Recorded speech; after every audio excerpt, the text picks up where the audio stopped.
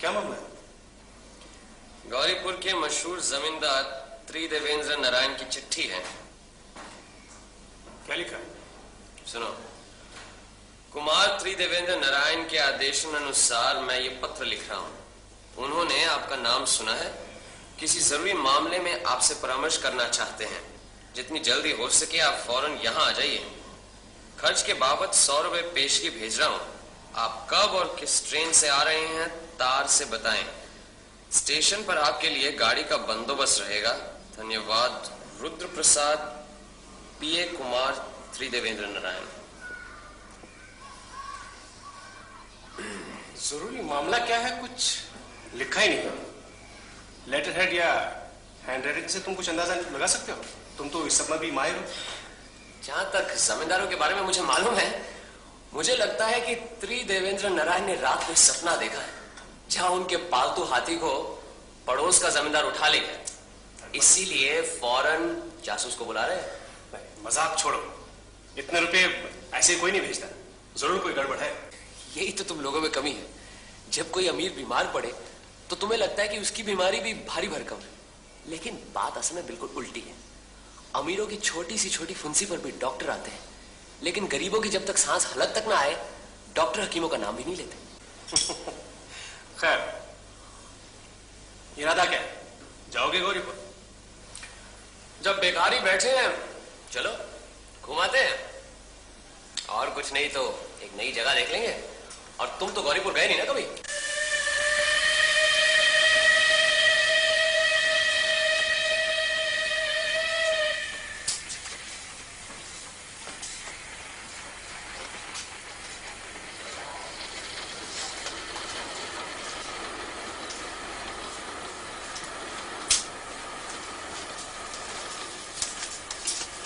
पान लीजिएगा? जी मैंने कहा पान लीजिएगा। लीजिए ना, इसमें तंबाकू नहीं है। नहीं, मुझे तंबाकू से परहेज नहीं, बस मन नहीं कर रहा। मैं बैठ सकता हूँ? आप ये पान नहीं खाते। आप दोनों साथ में जा रहे हैं? जी। कहाँ तक जा रहे हैं आप लोग? जी आप हम कहाँ जा रहे हैं? जी मैं तो अगले स्टेशन पे उतर जाऊंगा। हम बस उसके बाद ही उतरेंगे। मतलब बदलापुर? लाइए आपके पान का मुलाहिजा किया जाए। हाँ? जरूर।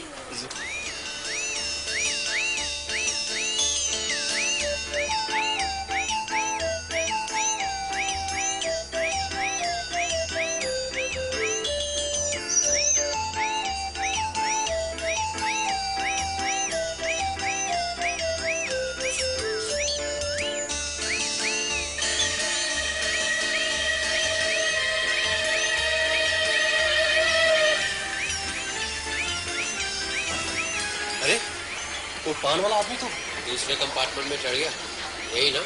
हाँ।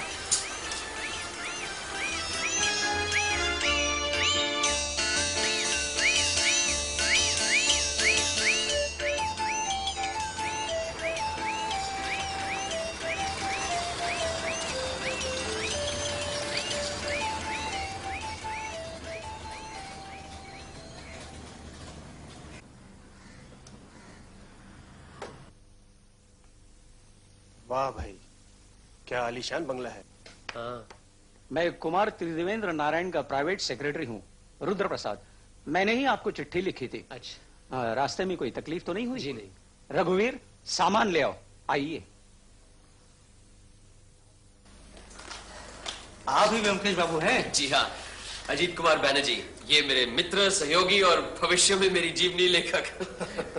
आपकी जीवनी दिखने के लिए तो भी बहुत वक्त पड़ा है, पर मुझे बड़ी खुशी हुई कि आप अजीत बाबू को साथ लेकर आए, क्योंकि इनकी लेखनी की वजह से तो हमारा आपके साथ परिचय हुआ है। धन्यवाद। आपकी जीवनी दिखने के लिए तो भी बहुत वक्त पड़ा है, पर मुझे बड़ी खुशी हुई कि आप अजीत बाबू को साथ लेकर आए, क्योंकि इनकी लेखनी की वजह से तो हमारा आपके साथ परिचय हुआ है। धन्यवाद।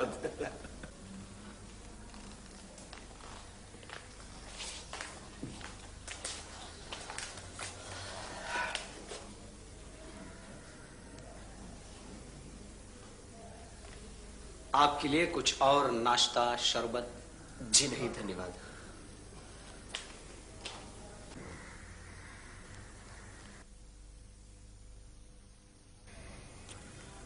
जिस काम के लिए आपको यहां आने की तकलीफ दी, वो काम जितना गंभीर है उतना ही उसे गुप्त रखने की जरूरत है। इसलिए सब कुछ बताने के पहले आपको वचन देना होगा कि मैं जो कुछ भी कहूं वो बात हम तीनों के बीच ही रहे। बताइए, किस तरह का वचन लेना होगा? नहीं नहीं, लिखा पढ़ी पूजा पाठ की कोई जरूरत नहीं, आपने कह दिया इतना ही काफी है। अच्छा, अगर घुमा फिरा कर कहानी के रूप में कुछ लिखें तो? जी नहीं, घरेलू मामले की कोई भी बात किसी भी तरह घर के बाहर नहीं जानी चाहिए। आप बेफिक्र रहिए, हम दोनों किसी को कुछ नहीं कहेंगे। हमारी परंपरा के अनुसार बहुत दिनों से हम हीरे जवाहरात इकट्ठे करते आ रहे हैं, ये शायद आपको नहीं मालूम। कुछ कुछ मालूम है। सुना है आपके खानदान में एक अनमोल हीरा है, सीमांत हीरा, और इस तरह का हीरा पूर्व भारत में और कहीं नहीं है। आपको मालूम है? तो आपको यह भी मालूम होगा कि पिछले महीने कलकत्ता में जो हीरे जवाहरात की प्रदर्शनी हुई थी उसमें हमारा सीमांत हीरा भी था। जी मालूम तो है, लेकिन उस वक्त मैं कलकत्ता में नहीं था, इसीलिए प्रदर्शनी में हीरा देखने का मौका नहीं मिला। फिर कभी देखने का मौका मिले या नहीं ये तो नहीं कह सकता। क्यों? सीमांत हीरा चोरी हो गया है। चोरी हो गया? जी, इसीलिए आपको यहां बुलाया है। आपको शुरू से बताता हूं, हमारी जमींदारी बहुत पुरानी है। अंग्रेजों से पहले पठान बादशाहों के समय हमारे पूर्व पुरुषों ने यह जमींदारी हासिल की थी। कैसे हासिल की थी बताने में अभी कोई हर्ज नहीं है। हमारे पूर्वज जबरदस्त डाकुओं के गिरोह के सरदार थे।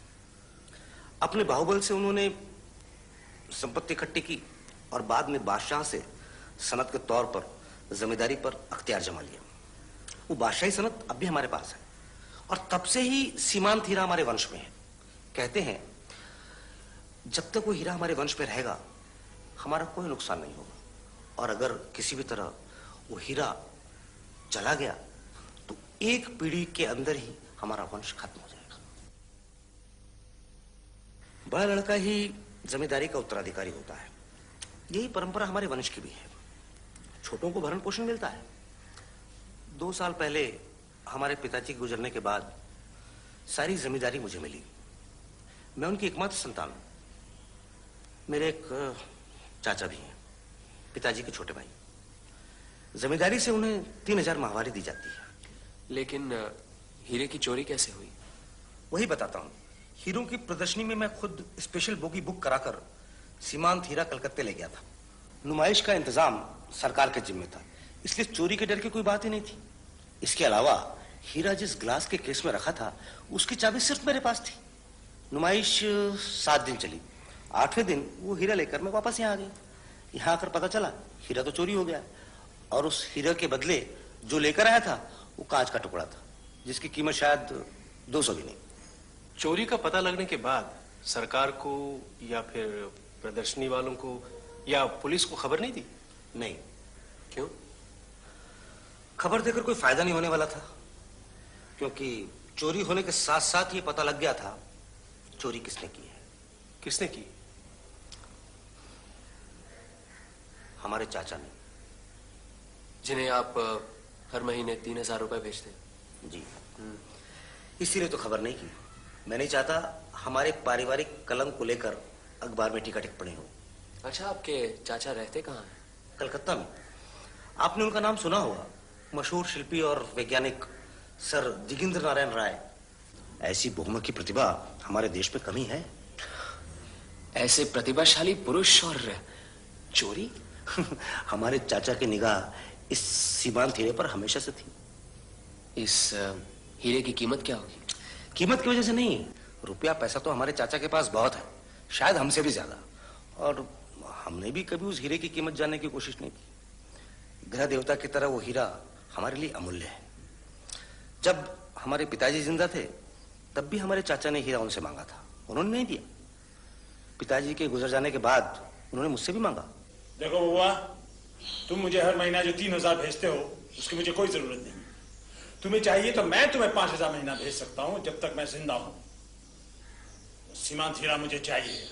उस दिन के बाद से आज तक न चाचा से बातचीत हुई न मुलाकात। हीरा लेकर जब कलकत्ता से वापस आया तो उनकी एक चिट्ठी मिली। वो चिट्ठी आपको दिखाता हूं।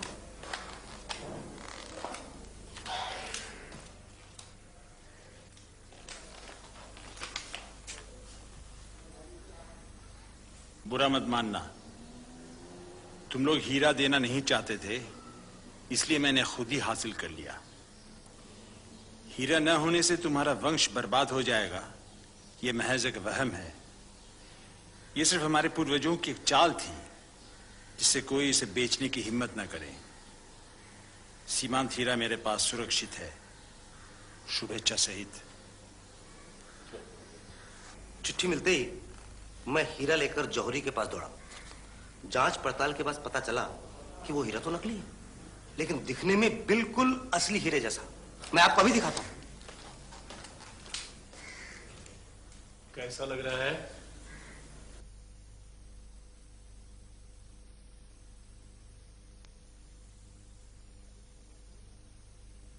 जौहरी के सिवा कोई नहीं बता सकता कि हीरा नकली है।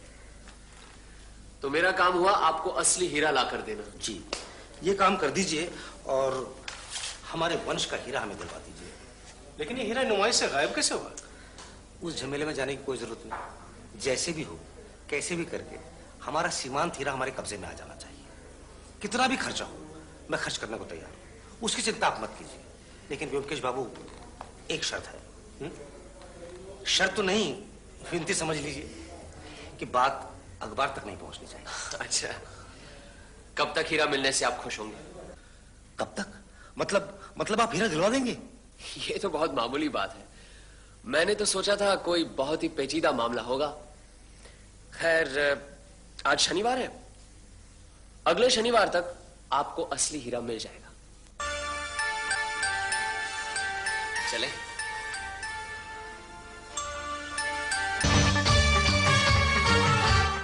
चले?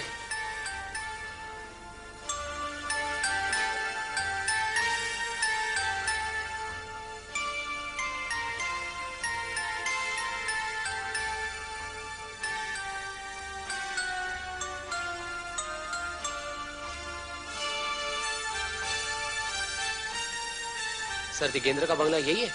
हाँ, यही है, उधर जाइए। अच्छा।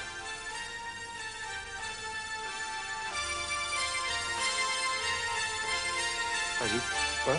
हर चीज ध्यान से नोट करना। ठीक है। नौकरी के लिए आया? हाँ। इधर जाओ।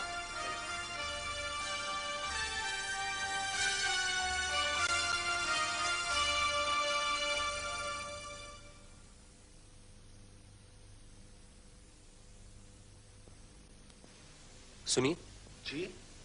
यहां ये भीड़ कैसी? सर, दिगेंद्र नारायण को एक पर्सनल असिस्टेंट की जरूरत है। उसी के लिए हम सब उम्मीदवार हैं। आज इंटरव्यू है? जी, 10 बजे।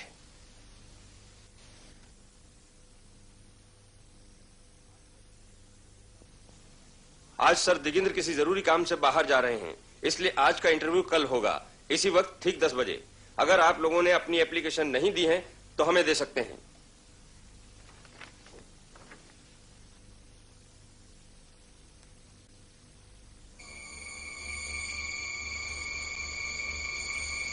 सुनिए जी, आप अपनी कॉपी से एक पन्ना देंगे मुझे?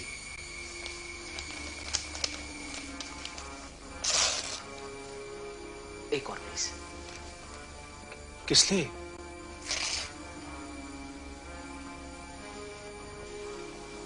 बैठो। हाँ? जैसा मैंने कहा वैसा। क्या? यहाँ पर ये भरो इसको। एप्लीकेशन? पर्सनल सेक्रेटरी की हाँ? एप्लीकेशन। लेकिन इसका क्या फायदा? अपना नाम जितेंद्र नाथ लिख दो। जितेंद्र नाथ क्यों? हाँ, लिख दो बाद में।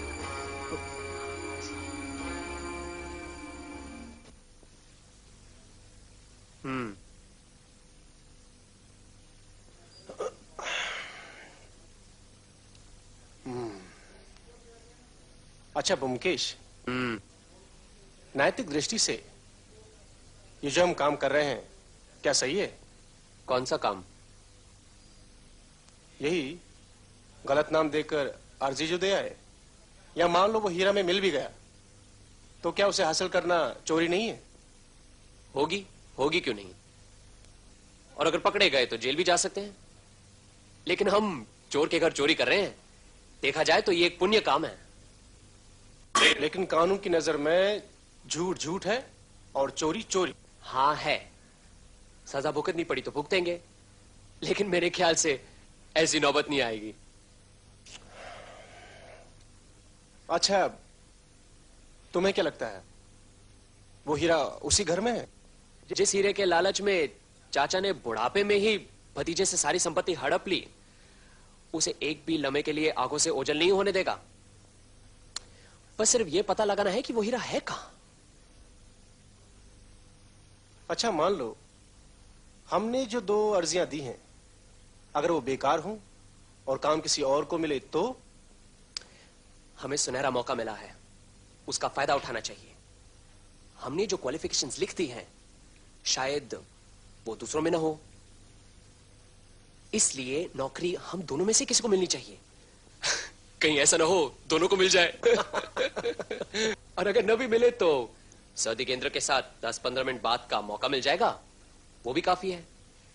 लेकिन एक बात याद रखना कि कल इंटरव्यू में तुम्हारा नाम जितेंद्र नाथ है और तुम्हारा निखिलेश।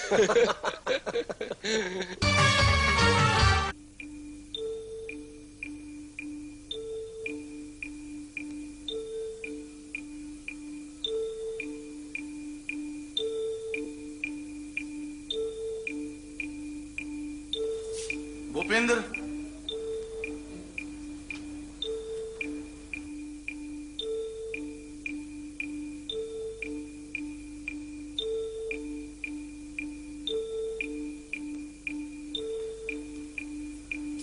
जितेंद्र नाथ और निखिलेश,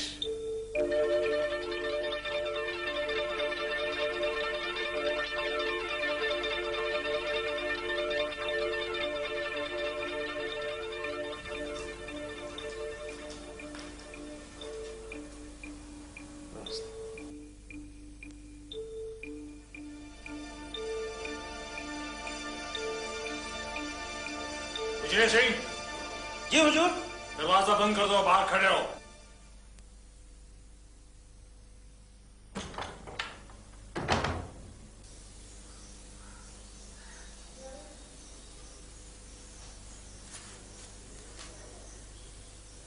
निखिलेश किसका नाम है?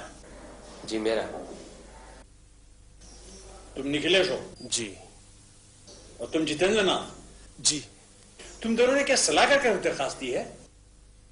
सर, मैंने नहीं पहचानता। अच्छा, लेकिन दोनों ने बिल्कुल एक जैसा कागज इस्तेमाल किया है। लगता है एक ही नोटबुक से लिए हैं। सर, नोटबुक तो सब एक जैसी होती हैं। तुम एमए पास हो? जी। कलकत्ता यूनिवर्सिटी से? जी। कलकत्ता यूनिवर्सिटी के पिछले 10 साल के एमए रिजल्ट्स मेरे पास हैं। तुमने किस साल पास किया? इसी साल, पिछले महीने ही नतीजा निकला।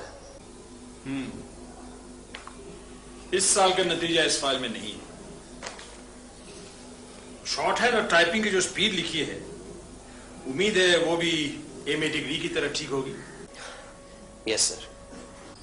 मेरे हिसाब से तुम ही एक कैंडिडेट हो जो सब तरह से फिट हो। बैठो। अजीत बाबू। Yes sir.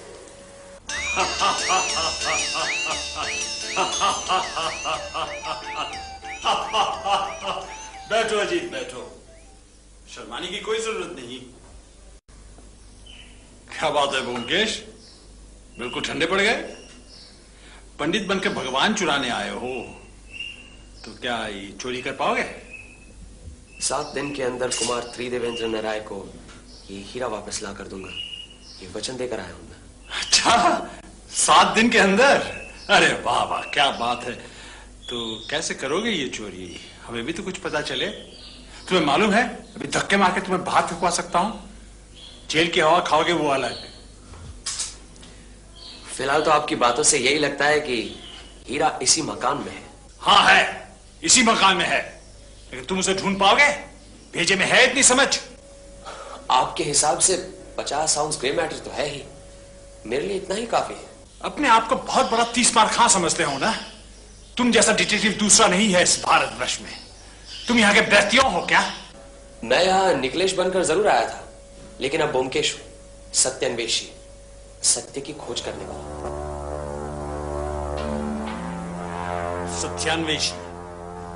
चलो ठीक है, देखते हैं कौन कितने पानी में है। इस घर में तुम्हें पूरी आजादी है, जहां चाहो जाओ, कोई नहीं रोकेगा। 7 दिन के अंदर हीरा निकालो के जुबान दी थी ना, मैं तुम्हें 7 साल का वक्त दे रहा हूं।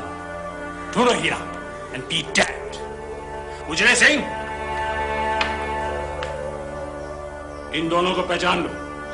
मैं घर में हूं या ना हूं, ये दोनों घर में कहीं भी आ जा सकते हैं। 7 साल तक इन्हें कोई रुकावट नहीं होनी चाहिए, समझे? जी मतलब। तो खड़े क्यों, जाओ।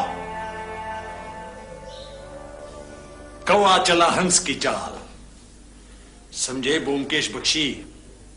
जिंदगी गुजर जाएगी मगर वो चीज तुम्हें नहीं मिलने वाली। मगर एक शर्त है, इस घर में तस्वीरें, स्कल्पचर, क्यूरियोज चारों तरफ बिखरे हुए हैं। हीरा ढूंढने के उत्साह में ये चीज को कोई नुकसान पहुंचा, टूटा या गिरा, तो उसी वक्त मैं धक्के मार के तुम्हें बाहर निकाल दूंगा। मंजूर? मंजूर है। और कुछ? फिलहाल तो कुछ नहीं। सर, मुझे एक बात जानने की बड़ी उत्सुकता हो रही है। आपको कैसे पता चला कि हम ब्योमकेश और अजीत हैं? उजले सिंह, सचिन को बुलाओ। जी हुजूर। क्यों Byomkesh Bakshi, as detective of India, इनके सवाल का जवाब दे सकते हो? नमस्कार सर, नमस्कार नमस्कार। इनसे मिलिए, ब्योमकेश बख्शी, अजीत बैनर्जी। हम मिल चुके हैं सर।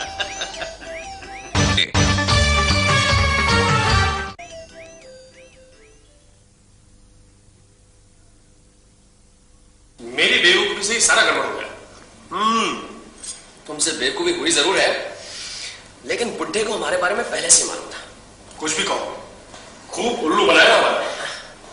बुड्ढे की भी एक कमजोरी मेरी पकड़ में आ गई। मुझे लगता है इसी से काम बन जाएगा, वरना हमारा कामयाब होना मुश्किल था। कामयाब? तुम्हें क्या लगता है कि तुम कामयाब होगे? मुझे तो पूरी उम्मीद है। हाँ, अगर बुड्ढा धक्के मारकर हमें घर से बाहर निकालता तो बात और होती, लेकिन अब उसकी कमजोरी पकड़ में आ गई है, उसी से हम अपना काम पूरा कर लेंगे। अरे कैसी कमजोरी? मुझे तो कोई कमजोरी नजर नहीं आई, बल्कि लगा बुड्ढा तो लोहे की तरह सख्त, ताकतवर और पुख्ता है। कमजोरी है, बहुत तगड़ी कमजोरी है, और इसी की वजह से हमें अपना रास्ता निकालना है। अक्सर देखा है कि बड़े लोगों में ये कमजोरी ज्यादा नजर आती है। जो जितना ज्यादा अक्लमंद होता है ना, उससे 4 गुना ज्यादा उसमें अक्लमंद होने का घमंड होता है। इसीलिए अक्लमंद होते हुए भी वो बेवकूफ बन जाते हैं। साफ साफ बताओ, मामला क्या है? सर, दिगेंद्र नारायण को अति बुद्धिमान होने का काफी घमंड है। मैंने सोचा क्यों ना उनके घमंड पर वार किया जाए, और वही मैंने किया। बुड्ढे ने भपके में आकर घर में घुसने की आजादी दे दी। इससे अपना आधा काम तो हो गया, बाकी क्या बचा? हीरे को ढूंढ निकालना, वो भी हो जाएगा। तुम क्या फिर वहां जाओगे? अरे जाएंगे क्यों नहीं, यही तो सुनहरी मौका है। मौके का फायदा नहीं उठाएंगे? आप गए तो वो बेटा उजय सिंह पेट में खुखरी घुसा देगा। मैं नहीं जाने वाला। अरे ये कैसे हो सकता है? एक साथ मैदान में उतरे हैं, साथ ही चलेंगे।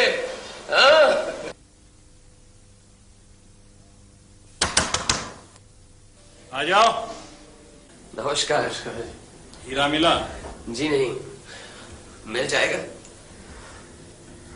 ये क्या बना रहे हैं? विख्यात नटराज मूर्ति का एक छोटा सा प्लास्टर कास्ट तैयार कर रहा हूं। मैं इसे पेपर वेट की तरह इस्तेमाल करता हूं। कैसी है? बहुत अच्छी है। असली मूर्ति पत्थर की है या?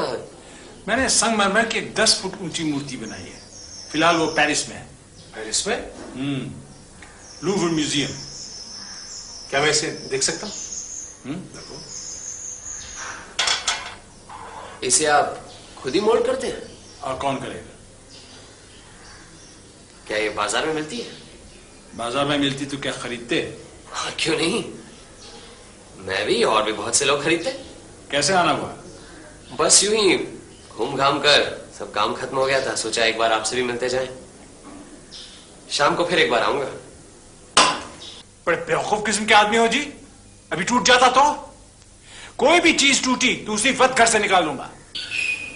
जी मुझे बहुत अफसोस है। I am so sorry. आइंदा सावधानी बरतूंगा।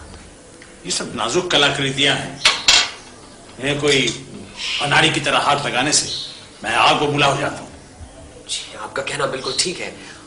I am sorry again. अच्छा तो चलते हैं। क्या क्या अभी आए अभी चल दिए? नहीं, एक जरूरी काम याद आ गया। इंपीरियल लाइब्रेरी जाना है। तो शाम को आ रहे हो ना? जी जरूर। ठीक है, आगे चाय पीने हमारे साथ। जी थैंक यू। नमस्कार।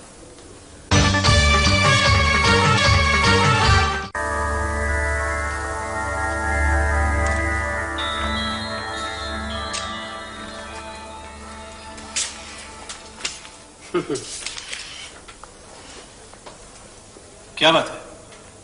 प्लास्टर कास्टिंग के बारे में क्यों पढ़ रहे हो? तुम्हें तो मालूम है मेरी दिलचस्पी हर चीज में होती है। लेकिन कोई बात तो होगी। सर दिगेंद्र ने ठीक ही कहा था। प्लास्टर ऑफ पेरिस की मूर्ति तो कोई भी बना सकता है, बहुत आसान। मैं भी? हाँ तुम भी। पहले प्लास्टर ऑफ पेरिस के चूरे को पानी में डालकर उसे दही जैसा गाढ़ा करो। फिर उसे मोम या मिट्टी के सांचे में डाल दो, उसमें भर दो। 10 मिनट के अंदर वो जमकर सख्त हो जाएगा, उसे निकाल दो, मूर्ति तैयार। मुश्किल काम है सांचा बनाना। अब इस सांचे में अगर प्लास्टर ऑफ पेरिस डालते समय आप सुपारी जैसी छोटी सी चीज छुपा दो तो वो मूर्ति में छिपी रह सकती है। मतलब सीमांत हीरा इसी तरह नटराज की मूर्ति में? आई बात समझ में? चलो। कोई आया था? जी नहीं, एक चिट्ठी आई है। लाओ दे।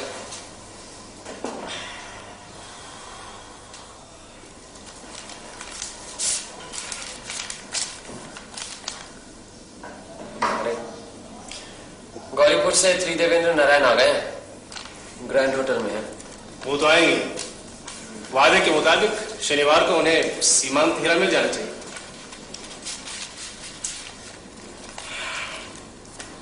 क्या सोच रहे हो? अगर सर दिगेंद्र को पता चल गया कि कुमार बहादुर आ गए हैं, कहीं ऐसा ना हो हमें अपने घर के अंदर घुसने न दें।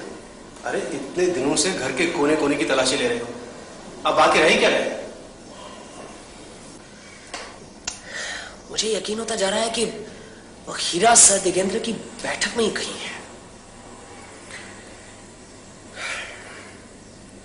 मैंने गौर किया, बुढ़ा जहां भी हो उसकी नजर हमेशा टेबल पर ही रहती है।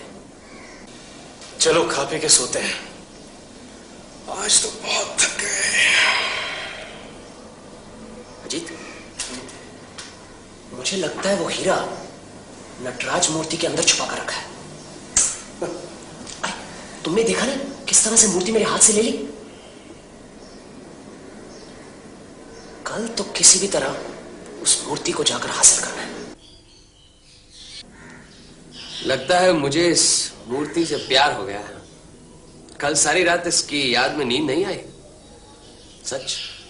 ओमकेश, तुम्हारे मन की बात मैं जानता हूं, मुझसे कुछ छुपा नहीं सकते। इस मूर्ति के लिए रात भर नींद नहीं आई तो जाओ, आज से ये मूर्ति तुम्हारी, मेरी तरफ से तोहफा। अब तो खुश? ये नाजुक और कीमती है, संभाल के रखना, कहीं टूट ना जाए। बहुत बहुत धन्यवाद सर दिगेंद्र, आपका तोहफा सर आंखों पर। 6 दिन तो हो गए, कल भी आओगे क्या? हाँ बस कल ही का दिन तो बाकी है। हार गए जीत। क्या बात है? मेरी कुछ पल्ले नहीं पड़ रहा।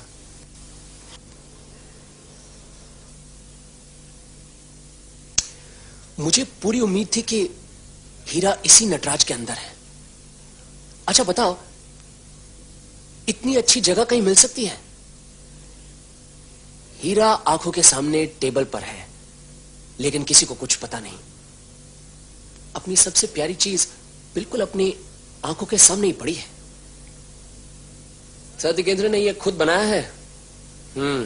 इसीलिए हीरा इसके अंदर छुपाना उनके लिए कोई बड़ी बात नहीं है। आज ठान कर निकला था कि कैसे भी हो ये मूर्ति चुरा कर ही लाऊंगा, लेकिन बुढ़े ने सारे इरादों पर पानी फेर दिया और मूर्ति मुझे खुद भेंट कर दी। चले पर नमक छिड़कने में उस्ताद है बुढ़ा। अब फिर नए सिरे से सब शुरू करना पड़ेगा। अब क्या शुरू करोगे? बस एक ही दिन तो बाकी है। उधर कुमार बहादुर कलकत्ते आ गए हैं, कहां से दूंगा उनका सीमा थीरा? लगता है सर दिगेंद्र ने बाजी जीत ली। लेकिन उन्होंने मुझे ये मूर्ति दी क्यों? एक काम करते हैं,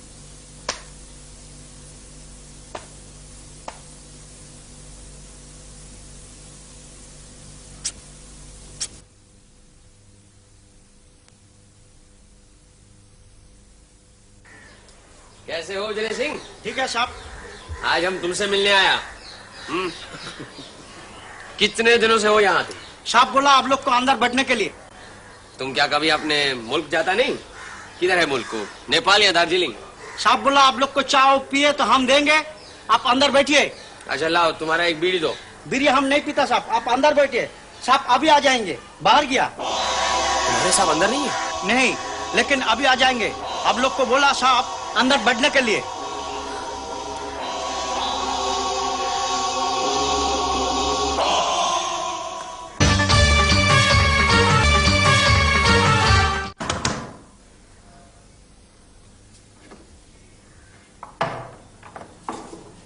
हाँ ब्योमकेश बख्शी। भाग गए। आपका नाम? जी बताइए ना। मेरा नाम जानकर तुम क्या करोगे? बाबू का हुक्म है, कोई भी आए उनका नाम पता रखूं। अच्छा ये बात है, तो कह देना गौरीपुर के कुमार साहब के आदमी आए थे। एक गिलास पानी लाना, दवा लेनी।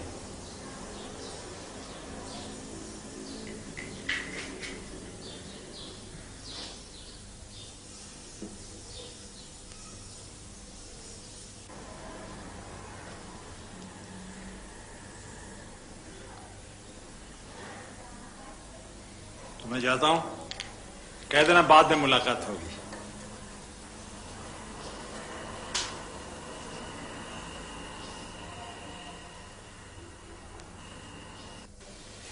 अरे बूटी राम, तुमने तो बहुत अच्छा काम किया है। अजीत, तुम्हें जानकर ताजुब होगा, पूरे एक दिन 24 घंटों तक वो सीमांत हीरा इसी टेबल पर था। खैर अब तो पता चल गया है हीरा कहाँ है। लेकिन तुमने उन्हें ले क्यों जाने दिया? कोई बात नहीं, अब पता जो चल गया है कि असली चीज कहाँ है।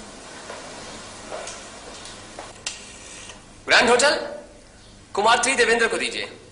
कहिए ब्योमकेश बात करना चाहते हैं। हाँ कुमार बहादुर जी, ब्योमकेश, कल सुबह 10 बजे तक आपको अपना सीमांत हीरा मिल जाएगा। नहीं नहीं, आप 12 बजे की गाड़ी से ही जा सकते हैं। हाँ 11 बजे आप आराम से होटल से निकल जाइए, मैं उसके पहले ही आ जाऊंगा। 100%। जी हाँ, निकल पड़िए जी। Bye bye. अरे आओ आओ, आजकल जब तक ये जुगल जोड़ी के दर्शन नहीं होते तब तक खाली खाली सा लगता है। आदत सी पड़ गई है। चाय लिया। आपको 7 दिनों से काफी परेशान किया हमने, बस यही कहने आया था, हम कल से नहीं आएंगे। जिंदगी में हार जीत तो होती रहती है। आपको जरूर मालूम होगा, आपके भतीजे साहब ग्रैंड होटल में ठहरे हुए हैं। मैंने उनसे भी कह दिया है, उन्हें यहां और ठहरने की जरूरत नहीं। बस आज उनसे भी विदा ले लूंगा। चलो अच्छा हुआ, सुबह का भूला शाम को घर तो आ गया। और बबुआ से भी कह देना कि अपना समय एक कार में बर्बाद ना करे। जी जरूर कहूंगा। आपकी ऐसी ही दी हुई सौगात मैंने अच्छी तरह संभाल के रखी हुई है। आपकी मधुर याददाश्त के हिसाब से ये मेरे लिए बहुमूल्य तोहफा है।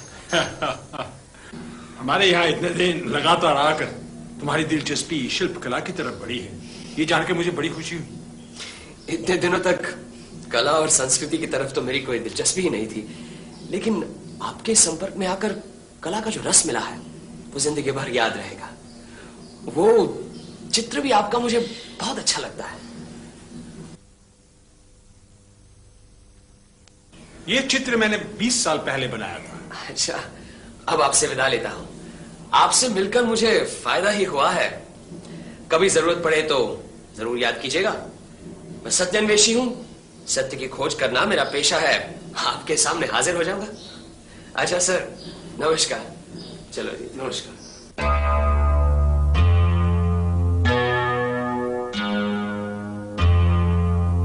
आइए आइए व्योमकेश बाबू, आपने तो कमाल कर दिया। कहाँ है हमारा सीमांत हीरा? ये लीजिए। ये तो हमारे चाचा जी के संगमरमर की बनाई हुई नटराज की मूर्ति की नकल है। हीरा कहाँ है? इसी के अंदर। इसके अंदर? जी, लेकिन आपके जाने की सब तैयारी है ना 12 बजे की गाड़ी से? वो तो ठीक है व्योमकेश बाबू, लेकिन ये लीजिए आपका सीमांत हीरा।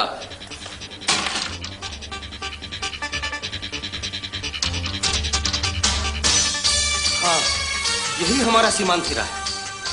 तुम्हें कैसे पता चला कि हीरा इसी मूर्ति में है? सर, दिगेंद्र भी भाप गए थे कि मुझे पता चल गया, इसलिए हमारे आंखों में धूल झोंकने के लिए उन्होंने मुझे मूर्ति दी। फिर ऐसी ही एक दूसरी मूर्ति लेकर वो कल हमारे घर आए और इससे बदल दी। ये तो मैंने अपने हस्ताक्षर बी इस पर किए थे। उसी से मुझे यकीन हो गया कि हो ना हो इसी मूर्ति के अंदर वो हीरा है। इसलिए कुछ देर पहले मैं किन शब्दों में अपनी कृतज्ञता प्रकट करूं? यहाँ से फौरन विदा हो। कहीं आपके चाचा जी को पता चल गया तो अभी यहाँ धमकेंगे, फिर मामला चौपट। मैं तो जा ही रहा हूँ, लेकिन आप लोगों को इसकी चिंता बाद में। फिलहाल आप जितनी जल्दी हो सके हरिपुर पहुंच जाइए। हम चलते हैं। चलो जी, best of luck. Good bye.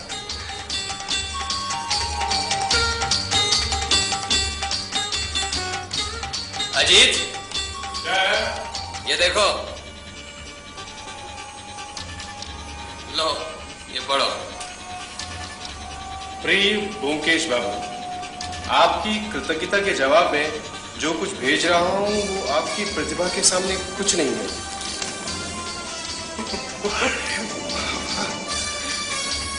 आगे बढ़ो। उम्मीद है भविष्य में फिर मुलाकात होगी। अजीत बाबू को भी मेरा धन्यवाद दीजिए। हमारी पहली मुलाकात में वो पूछ रहे थे सीमांत हीरा की कहानी घुमा फिरा कर लिखे तो क्या मुझे आपत्ति होगी? तब मैंने ना कहा। आप मुझे कोई ऐतराज नहीं, नाम बदल कर कहीं भी छपवा सकते हैं। क्यों?